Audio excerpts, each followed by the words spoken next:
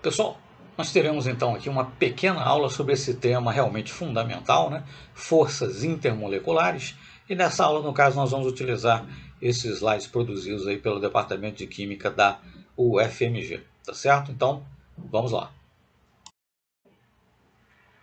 Lembrar então que à medida que eu passo de um gás para um líquido, para um sólido, né, eu tenho aí um progressivo aumento das forças atrativas intermoleculares. Né? Ou o inverso também, né? Quando eu passo do sólido para o líquido, depois para o gás, né? Enfim, eu tenho progressivamente forças atrativas intermoleculares cada vez mais fracas. Né? E, inclusive, quer dizer, nós vamos utilizar para explicar o fato de que, por exemplo, né, nas condições normais de temperatura e pressão, ou nas condições padrão, enfim, né, no caso aí, da termodinâmica seria uma atmosfera a 25 graus Celsius, né, ou 298,15 Kelvin, enfim.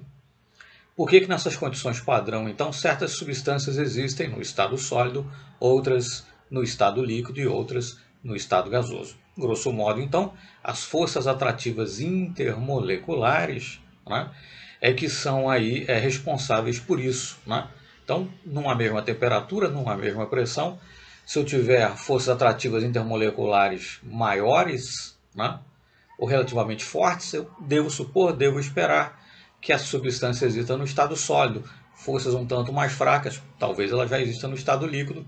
E, no caso, forças apreciavelmente mais fracas, né, bem mais fracas, eu teria então essa substância existindo aí no estado gasoso. Né? Exemplos típicos, por exemplo, sólido como cloreto de sódio, né, é sólido, as condições padrão. A água é líquida. Né? E, por exemplo, nitrogênio, oxigênio, enfim, são gases. Tá certo? Então, devo esperar aí, devo inferir, né, que eu tenho realmente forças atrativas intermoleculares, ou, caso os compostos iônicos, vou dizer interiônicas, mas enfim, forças atrativas entre as partículas, né, sejam íons, moléculas, como seja, forças atrativas cada vez mais fracas a partir do momento que eu passo do sólido para o gás, ou progressivamente mais fortes a partir do momento em que eu passo do gás para o líquido. Né? Eu tomo, por exemplo, o vapor da água, resfrio, condenso e depois, por exemplo, solidifico. Né? Mas, enfim, a temperatura aí, nesse caso, nessas transições de fase, se eu considerar uma mesma substância, seria aí o fator realmente determinante. Certo? Mas, enfim, prossigamos então. E aqui nós temos para fins de comparação, né? Claro que são valores aproximados, quer dizer, né? Enfim, é preciso considerar o caso concreto, né? Qual é a substância que você está considerando, etc. Lembrar que os valores aí na terceira coluna estão em quilocalorias por mol, né? Uma caloria igual a 4,18 joules. Enfim, basta você multiplicar 4,18 para ter os valores em quilojoules. Né? Então, num composto iônico, né? Embora não exista composto 100% iônico, né? Assim como não existe composto 100% covalente, mas enfim, para termos uma imagem mental, né? Num composto iônico, as interações são do tipo íon-íon, né? E normalmente, via de regra, são as interações mais fortes. Né? Então, eu vou ter aí valores aproximados aí de forças de interação entre 100 e 700 quilocalorias por mol. Né? Enfim, você pode multiplicar por 4,18 para saber quanto seria em quilojoules. Né? Na sequência, ligações covalentes, interações do tipo íon-dipolo, né? Um íon interagindo com um dipolo. Depois, ligações de hidrogênio, né? Já falaremos mais adiante sobre ligações de hidrogênio. Né? Depois, na sequência, em termos de força decrescente, as interações do tipo dipolo-dipolo. Na sequência, então, né, dipolo-dipolo induzido. E como interações mais fracas de todas, né, as interações do tipo dipolo induzido, né, em que a propriedade física fundamental aí seria a polarizabilidade, né, da espécie. Grosso modo, né, sem maior rigor, digamos, né, físico, apenas qualitativamente, nós podemos definir polarizabilidade como a propriedade ou a capacidade de uma certa espécie, molécula, íon, como seja, ter a sua nuvem eletrônica deformada, né? Enfim, atraída aí na presença de uma carga pontual positiva. Né? Quanto maior for essa tendência, né? Quanto mais facilmente essa nuvem eletrônica for deformada, for atraída aí na presença de uma carga pontual positiva, eu vou dizer que mais polarizável é a espécie. Né? Então, as interações do tipo íon-íon seriam as mais fortes de todas e as interações do tipo de polo induzido seriam as mais fracas de todas. E aí, na terceira coluna dessa tabela, nós temos aí os valores aproximados, médios, né? Aí em quilocalorias por mol dessas forças atrativas. Né? E é claro que forças atrativas mais fracas vai significar o quê? Para uma determinada substância comparativamente a outras, né? Vai significar um ponto de fusão mais baixo, uma temperatura mais baixa, né? Vai significar um ponto de ebulição também mais baixo, vai significar que provavelmente nas condições padrão aquela substância existe no estado gasoso e não no estado líquido ou sólido, e por aí vai. E aí então nós temos típicas interações do tipo íon dipolo, né? Quando você, por exemplo, dissolve um composto em água. Né? Um cloreto, um sulfato, um nitrato, enfim, um sal solúvel, né? No fim das contas. Você vai ter aí interações do tipo íon dipolo. O íon serão os cátions e os ânions do cloreto de ferro, por exemplo, se você dissolver cloreto de ferro em água. Né? E o dipolo aí, os polos serão da molécula de água. Né? Polo negativo está no átomo de oxigênio e os polos positivos nos dois átomos de hidrogênio. Né? Então os cátions vão interagir com o polo negativo da água, né, com o átomo de oxigênio, e os ânions vão interagir com os polos positivos da molécula de água, no caso os átomos de hidrogênio. Típica interação nesse caso do tipo, né, íon dipolo. E essas interações então elas devem ser significativas o bastante do ponto de vista termodinâmico para compensar, inclusive, né, energeticamente a energia que você precisa gastar para romper o retículo cristalino do sólido. Né? Mas enfim, você dissolve um sal em água, você vai ter, são típicas interações íon dipolo. E aí então nós temos uma interação do tipo íon dipolo, né? Por exemplo, íons magnésio, sódio, césio, né? Interagindo aí com moléculas de água, e nós temos a equação então que vai nos permitir calcular a energia potencial dessa interação, né? A energia potencial dessa interação. Ponto de partida aí, no fim das contas, é a boa e velha lei de Coulomb, né? 1 sobre 4πy0, Q1, Q2 sobre R2, né? Mas enfim, lembrar que aí nós não estamos falando em força, né? Estamos falando em energia potencial, né? Enfim, foi aí, né? Manipulada a equação para ficar a coisa em função do momento de dipolo, do solvente, né? E da carga do íon. Né? Bom, carga do íon e momento de dipolo, produto das duas, né? Está aí no numerador, então quanto maior for a carga do íon, né?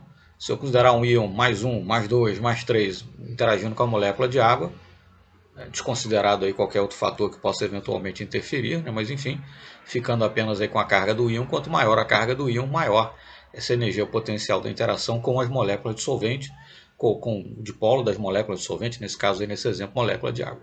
Né? E também quanto maior for o momento de dipolo, né? Do solvente, enfim, né? Das moléculas aí do solvente, maior também, mais forte também será essa energia potencial. Então, se eu dissolver, né, um determinado sal em água ou em etanol, né, eu devo esperar uma interação mais forte aí com as moléculas de água, porque a água é mais polar do que o etanol. Tá certo? Enfim,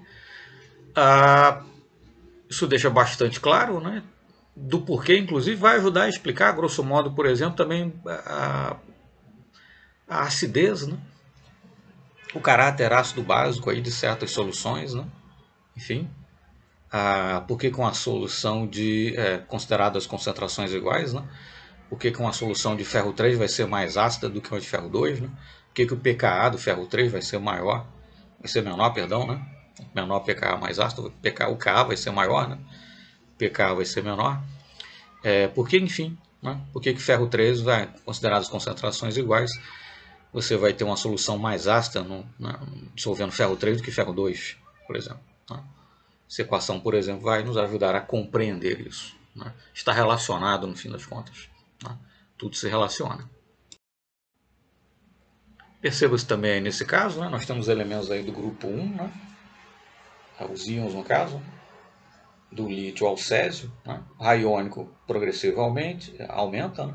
A energia de hidratação, entalpia de hidratação, perdão, está diminuindo.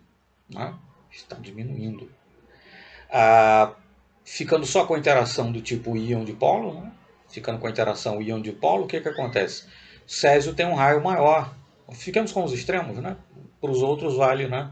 O raciocínio é intermediário, mas enfim. E Césio tem um raio apreciavelmente maior do que o do lítio, né? O dobro aproximadamente. Então o valor de R, né? Naquela equação que nós vimos no slide anterior, vai ser bem maior. Então a energia potencial dessa interação íon-dipolo será menor, o que se traduz, no fim das contas, numa entalpia de hidratação também menor, né?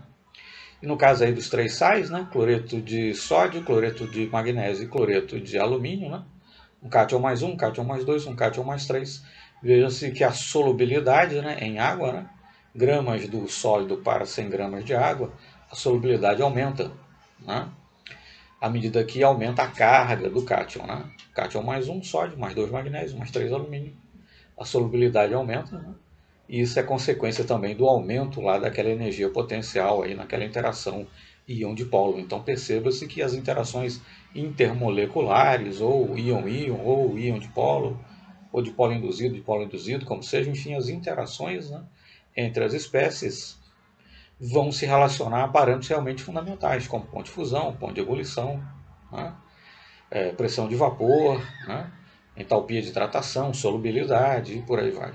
Então são parâmetros realmente, né? A energia envolvida nessas interações entre espécies que estão, né, interagindo, né? Estado sólido, líquido, gasoso, em solução, como seja, as energias envolvidas aí nessas interações são realmente fatores fundamentais para explicar uma série de propriedades, uma série de comportamentos por parte da matéria. Nós chegamos aí então, né, às interações do tipo dipolo-dipolo, né? Eu tenho uma espécie polar interagindo com outra espécie polar, né? Por exemplo, moléculas de água interagindo entre si, né? Polo de uma molécula de água interagindo com os polos positivos de outra molécula de água que lhe é vizinha, e assim por diante, né? No caso aí de substâncias apolares, né, elas não têm um momento de dipolo permanente, né? Uma substância polar, como a água, possui um momento de dipolo permanente. Substâncias apolares, né, não vão possuir, mas aí teria a questão do dipolo induzido, etc. Mas enfim, nesse caso aí nós estamos apenas com exemplos de substâncias que possuem um momento de dipolo permanente, né? Triclorometano, acetona, sacarose e por aí vai, né? Então, o polo positivo de uma molécula vai interagir com o polo negativo da molécula vizinha e assim por diante, formando aí, né, uma grande rede tridimensional com forças atrativas relativamente fortes, né? Enfim, mas por exemplo, a acetona é líquido nas condições padrão, mas apreciavelmente volátil, né? Sacarose é sólida, mas tem um ponto de fusão baixo, né? Então perceba-se que essas interações evidentemente não são interações do tipo mais forte, né, que se pode observar, tá certo? E aqui nós temos então a equação, né, que nos descreve aí, enfim, que nos permite calcular, melhor dizendo, a energia potencial numa interação do tipo dipolo-dipolo. Lembrar que o começo, né, por assim dizer, da dedução que leva até essa equação é a boa e velha lei de Coulomb, né? 1 sobre 4πy0, Q1 vezes Q2 sobre R ao quadrado. Nesse caso, a equação foi reescrita, né, reformulada, né, para colocar aí em função do momento. Nesse caso, nós estamos calculando força, né? A equação que eu falei da lei de Coulomb é para calcular a força, né?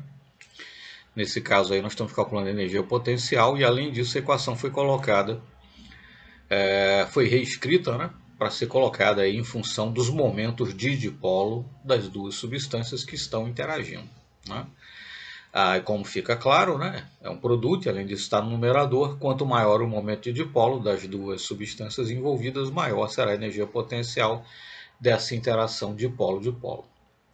E na tabela, então, nós temos aí um certo elenco aí de substâncias, né, e seus pontos de fusão e de ebulição, né? Nós temos aí metano e eteno, né? Etano, né? Metano no começo da tabela e na penúltima linha aí etano, né? C2H6, substâncias apolares, né? Para fins de comparação, né? enfim. E aí você tem depois do metano, você tem moléculas nas quais você efetuou as substituições, né? Clorometano, diclorometano e por aí vai. E percebe-se então que o ponto de tanto o ponto de fusão quanto o ponto de ebulição estão aumentando, né? Você passa de metano a apolar e aí você vem depois aumentando a polaridade progressivamente, né? Substituindo átomos de hidrogênio por um ou dois átomos de cloro, um ou dois átomos de bromo, um ou dois átomos de iodo, né? E então tanto o ponto de fusão quanto o ponto de ebulição vão aumentando porque você tem aí um aumento, né, do momento de polo da molécula e consequentemente dessa energia potencial aí da interação de polo, né? No caso moléculas de uma mesma substância interagindo entre si, né? Mas enfim, é uma interação de polo, e por isso então tanto o ponto de fusão quanto o ponto de ebulição estão progressivamente aumentando, né? E também dá para perceber, né, tanto no clorometano tanto no metano substituído com um ou dois átomos de cloro, um ou dois átomos de bromo, um ou dois átomos de iodo, né, a espécie mono ou disubstituída, né, quando você passa aí de cloro, vamos ficar com clorometano, né, bromometano e iodometano. Quando você passa de cloro para bromo, para iodo, né, tanto o ponto de fusão quanto o ponto de ebulição estão progressivamente aumentando, né? Porque iodo apreciavelmente mais polarizável do que bromo apreciavelmente mais polarizável do que cloro, né? E você tem aí então um aumento progressivo também nos valores dessa energia potencial de interação entre essas duas espécies, numa interação do tipo de polo, e essa tabela, enfim, né? Pare aí o slide, compare os valores e tal, mas essa tabela, enfim, ilustra, né, o efeito aí da polarizabilidade, nesse caso do átomo que você está utilizando como substituinte, né, cloro, bromo, iodo, né, o efeito que isso vai ter sobre o momento de polo da espécie e, consequentemente, aí, sobre a energia potencial dessa interação de polo, que vai refletir-se, por exemplo, em aumentos progressivos aí, tanto no ponto de fusão quanto no ponto de ebulição, né? E no caso aí, por exemplo, do etano, né, C2H6, veja-se quando você substitui apenas um dos átomos de hidrogênio por um átomo de bromo, né, você sai de um ponto de ebulição de negativo, né, de menos 89 aproximadamente graus Celsius, para um ponto de ebulição acima de 38 graus Celsius. Então perceba-se que a alteração de um único átomo aí na espécie, alterando o seu momento de polo, né, enfim, se acrescentou um átomo de uma espécie apreciavelmente polarizável, afetou bastante o momento de polo da espécie e, por conseguinte, afetou muito, né, os valores do seu ponto de fusão e assim também do seu ponto de ebulição. Tá, ok? E nós chegamos então a um tipo muito importante de interação intermolecular, que é a chamada ligação de hidrogênio, né? No caso, no exemplo aí, estão sendo colocadas ligações de hidrogênio entre moléculas de metanol, né? E tem um outro exemplo aí na figura, né? Desenhadas moléculas e tal, enfim, entre moléculas de água. Mas quando é que acontece, né, a ligação de hidrogênio? Quando você tem um átomo de hidrogênio ligado diretamente a um átomo muito eletronegativo, né? Tanto no caso da água quanto no caso do metanol, o átomo muito eletronegativo ao qual o hidrogênio está ligado é o oxigênio, né? E aí então você terá uma interação de uma molécula com outra, né? Com outra molécula. Aí nessa outra molécula haverá aí um par de elétrons de outro átomo, Y, né? Também eletronegativo. Mas no caso aí, né, de você ter a mesma espécie, né, moléculas de uma mesma espécie, né, metanol, né, como aí é o exemplo, moléculas de água, esse átomo X e Y, na verdade, são de oxigênio, né, são do mesmo elemento, né?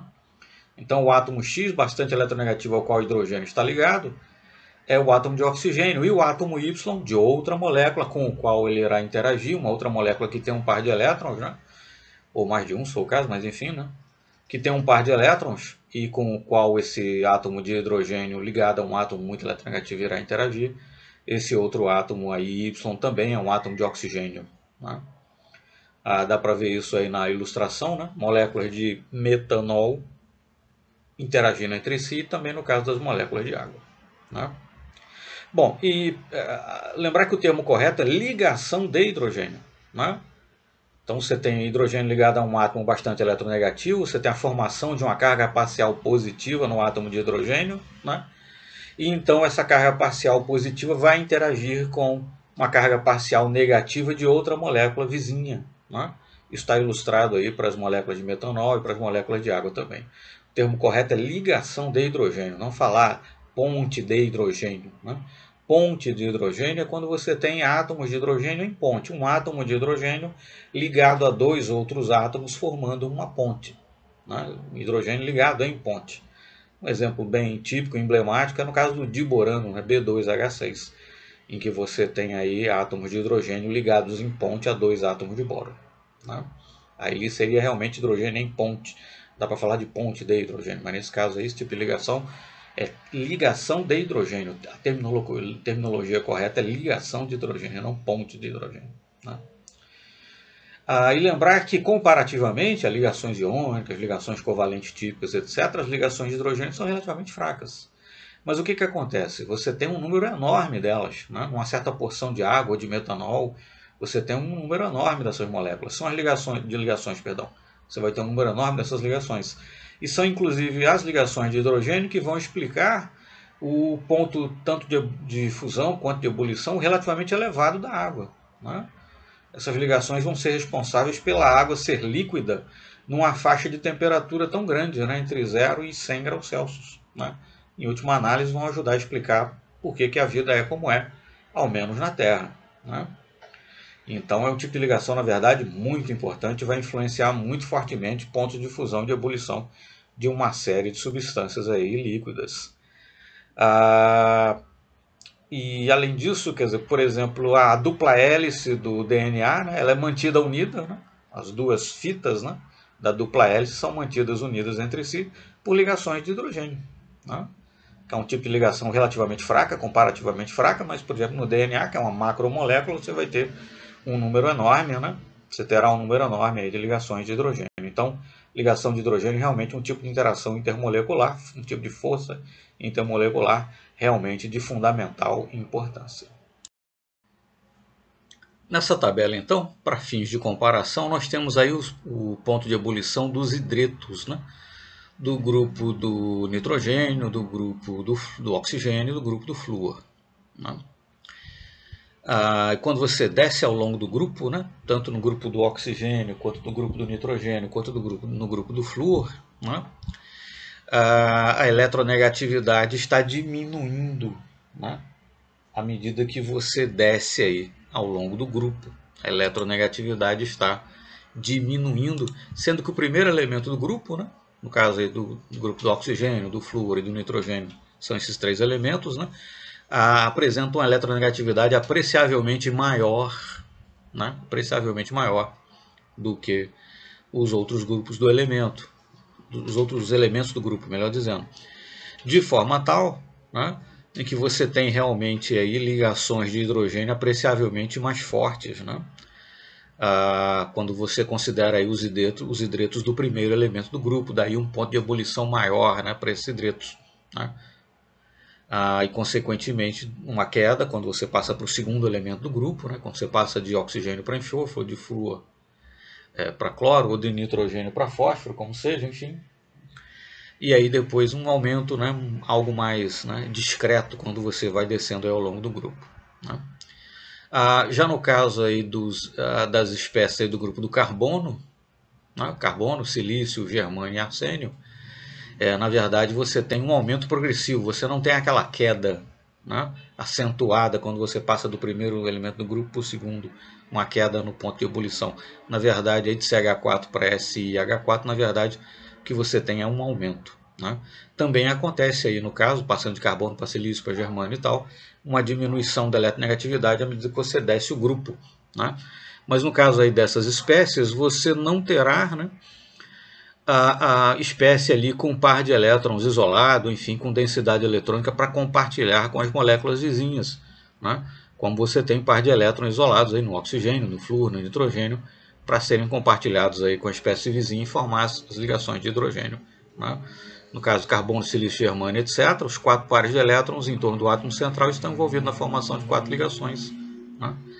Você não terá, então, aí essa alteração, né, significativa, perdão, você não terá essa interação possível, né, via ligação de hidrogênio propriamente, né, você não terá aí uma molécula vizinha com densidade eletrônica, com um par de elétrons para interagir com o átomo de hidrogênio, né, que está ligado, né, enfim, a essa espécie. Né. E além disso, por comparação, né, quando você compara, por exemplo, carbono com nitrogênio, oxigênio e flúor, carbono, né, você já não tem assim uma diferença de eletronegatividade tão grande com relação ao hidrogênio, né? Enfim, dependendo do valor da escala de Pauling que você utiliza, né? Enfim, um valor mais atualizado, mas enfim, 2,1 para o hidrogênio e 2,5 para o carbono. No caso, nitrogênio, oxigênio e flúor, essa diferença de eletronegatividade é bem maior, né? Sem falar que você não vai ter aí no átomo central par de elétron para compartilhar. Né? Então, grosso modo, né, a explicação seria essa, porque você não tem essa diminuição no ponto de ebulição quando você passa aí do hidreto do primeiro elemento do grupo para o segundo, nesse caso. Nós chegamos então a um tipo apreciavelmente mais fraco, né, de interação, que é a interação dipolo induzido. Né? Posso ter uma interação, por exemplo, entre uma molécula de água, né, que possui um momento de dipolo permanente. O2 é uma espécie apolar, né? Oxigênio é uma espécie apolar, não tem momento de dipolo permanente. Contudo, por exemplo, se eu considerar a interação de uma molécula de oxigênio com o polo negativo da molécula de água, né, eu terei momentaneamente, né, uma distribuição não igualitária, né, não homogênea de densidade eletrônica na molécula de oxigênio, fazendo então com que eu tenha uma região da molécula de oxigênio algo mais rica em densidade eletrônica do que uma outra parte. Eu vou ter, ainda que momentaneamente, a formação aí de um polo positivo, de um polo negativo, de uma carga parcial, né, positiva e negativa na molécula de oxigênio. Mas essa separação não existia na ausência de uma outra molécula. Daí que eu vou dizer que é um dipolo induzido, né, para diferenciar do momento de dipolo permanente, por exemplo, que eu tenho na molécula de água. Tá certo? Enfim, e a interação aí vai ser descrita, né, por uma equação análoga, né, àquela que nós temos, enfim, considerado anteriormente. Sendo como que eu tenho apenas uma espécie, né, que possui um momento de dipolo permanente, daí na equação aparecer apenas o momento de dipolo de uma das espécies. Né? Para outra espécie você vai encontrar aí, enfim, o valor desse dipolo induzido. Né? Essa tabela é bem interessante, né? Vai mostrar aí solubilidade, né, em gramas por 100 gramas de água de uma série de espécies, né? H2, N2, O2 e por aí vai. Bom, ok, HCl e amônia, né, são espécies polares. Nenhuma surpresa que elas sejam apreciavelmente solúveis em água. Né? HCl dissolve em água, doa um próton para a molécula de água, né? Enfim, você vai formar uma solução aí ácida. Né? No caso da amônia, recebe um próton da molécula de água, você fica com OH- em excesso. Né? Você vai formar a solução que se convencionou chamar de hidróxido de amônio, enfim. A amônia vai se comportar como uma base de bronze, recebendo o próton da molécula de água. Você vai ter uma solução básica, mas enfim. São espécies polares, então nenhuma surpresa que elas sejam apreciavelmente solúveis em água. Bom, mas tanto H2, N2, O2 e Cl2 são espécies apolares. Mas perceba-se que a solubilidade aumenta bastante, né, quando eu passo de H2 para N2, de N2 para O2 e de O2 para Cl2. Né? O que está acontecendo aí? Né? A interação que eu tenho é do tipo dipolo induzido. Eu tenho um dipolo permanente na molécula de água e um dipolo que é induzido, né, na outra molécula. H2 só tem 2 elétrons. Né? Nitrogênio, os 2 átomos de nitrogênio, né, a molécula de N2 nesse caso, tem uma densidade eletrônica apreciavelmente maior. Né? O2 um pouco maior. E cloro, uma densidade eletrônica bem maior, né, Cl2, do que O2 ou N2. Né? Além disso, tem uma espécie mais volumosa, uma nuvem eletrônica mais polarizável. Né? Lembrar que, grosso modo, nós podemos, sem maior rigor, né, físico, nós podemos definir polarizabilidade como uma medida da tendência, né, de uma nuvem eletrônica de ser deformada, né, na presença de uma carga pontual positiva. Né. Então, quanto mais volumosa, quanto mais difusa for a nuvem eletrônica, mais fácil é deformá-la. Então, Cl2 com certeza é mais polarizável que O2. Né? De forma tal que eu consigo induzir um dipolo mais facilmente em Cl2 do que em O2, por exemplo. Eu vou ter então uma interação dipolo-dipolo induzido entre a molécula de água e a molécula de Cl2, de O2, de N2 ou de H2, por exemplo, maior, né, em Cl2 do que em O2, do que em N2, do que em H2. Então, uma interação mais forte ajuda a explicar por que, né, a Cl2 é apreciavelmente mais solúvel do que O2, O2 mais solúvel, né, do que N2 e N2 mais solúvel do que H2. Tá certo? Então, quanto mais fácil induzir o dipolo, quanto mais polarizável for a espécie, mais forte será a interação do tipo dipolo-dipolo induzido, e isso se reflete, por exemplo, num aumento significativo da solubilidade. Por último, então, nós temos o tipo mais fraco, né, de interação, que é dipolo induzido, dipolo induzido. Né? Eu vou tomar aí duas espécies, nesse caso 2 átomos de hélio, né? Enfim, uma espécie monoatômica inclusive, né? Não tem momento de dipolo permanente, evidentemente, mas, né, quando eu aproximo 2 átomos de hélio, o núcleo de um dos átomos atrai a eletrosfera do outro e vice-versa. Né? De forma tal que, ainda que momentaneamente, né, eu promovo aí uma distribuição não simétrica, não completamente homogênea de densidade eletrônica em 2 átomos de hélio que são vizinhos. Né? E esses dois dipolos induzidos, ainda que sejam muito fracos, permitem que os dois átomos de hélio, por exemplo, interajam. Né? E essas interações, embora muito fracas, elas vão ser responsáveis, por exemplo, por eu conseguir, ainda que eu tenha que resfriar a espécie, aumentar a pressão, adotar artifícios, digamos assim, mas essas interações serão vitais para que, por exemplo, eu consiga liquefazer, né, determinadas espécies, eu consiga, por exemplo, ter hélio líquido. Né? Então, interações muito fracas, porém, que têm consequências realmente significativas. Nesse slide, então, continuando aí com interações do tipo, né, dipolo induzido, né, percebam as variações significativas, né, de ponto de ebulição quando eu passo aí de H2 para I2. Né? São todas espécies diatômicas ou mononucleares, moléculas apolares. Né? Não obstante, né, podemos ter dipolo induzido, né, ou temos dipolo induzido, quando uma molécula se aproxima da outra. Né? As cargas positivas numa molécula afetam a nuvem eletrônica da outra e vice-versa, de forma tal que eu vou ter duas moléculas vizinhas a alteração, né, das suas distribuições aí de nuvem, da sua distribuição de nuvem eletrônica. Eu vou ter nuvens eletrônicas deformadas, e mais deformadas serão, ou tão mais deformadas serão, quanto maior for a polarizabilidade da espécie. Mas enfim, né, não é surpresa que, por exemplo, o ponto de ebulição de I2 seja apreciavelmente maior do que de H2.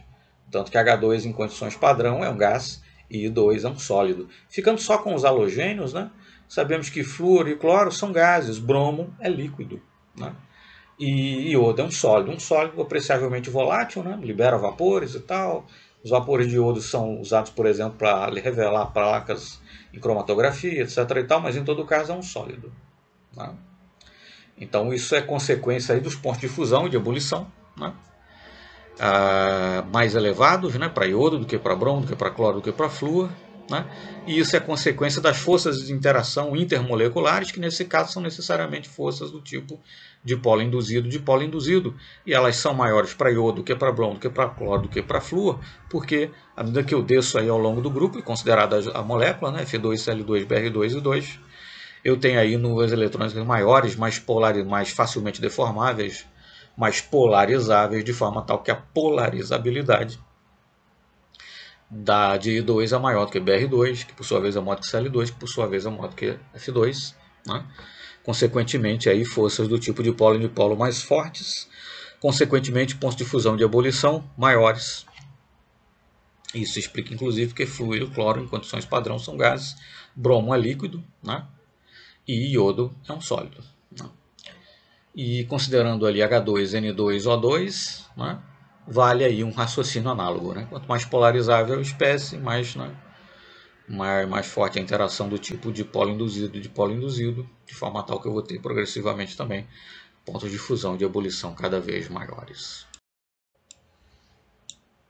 Aqui o último slide, então, né, como um resumo, né, tipo de sólido, molecular, covalente, iônico, metálico, né, forma das partículas, né, as espécies que estão interagindo entre si. Né. No caso aí dos compostos iônicos, eu não vou ter unidades discretas, como nos casos dos compostos, né, covalentes, mas enfim, quais são as espécies que estão interagindo entre si, os tipos de forças, né, as propriedades que vão, enfim, poder ser observadas e aí alguns exemplos, tá certo? E aí alguns exemplos então. Enfim, ficamos por aqui, há um slide mais apenas na sequência, né, uma figura ilustrativa e tal, enfim, dá para deduzir mais ou menos o que ela representa a partir do que nós falamos até aqui. Então, teremos com certeza outros vídeos aqui no canal tratando desse mesmo tema, né, mas aproveitamos para fazer esse primeiro aqui utilizando os slides da UFMG, tá certo? Muito obrigado então e até o próximo vídeo.